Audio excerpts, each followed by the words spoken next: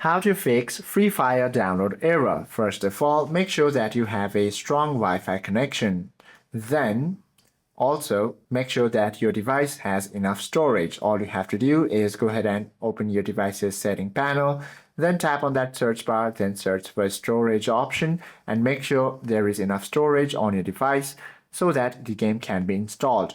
And once you check your storage, all you have to do is go ahead and launch your device's App Store or Google Play Store, then process to download the application itself.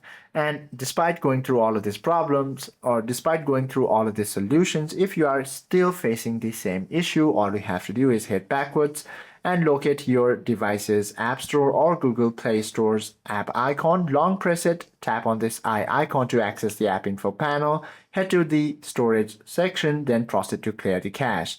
Now all you have to do is relaunch the application and your problem should be fixed. Hope this video helps you out a lot. If you have any questions or queries, do comment down below.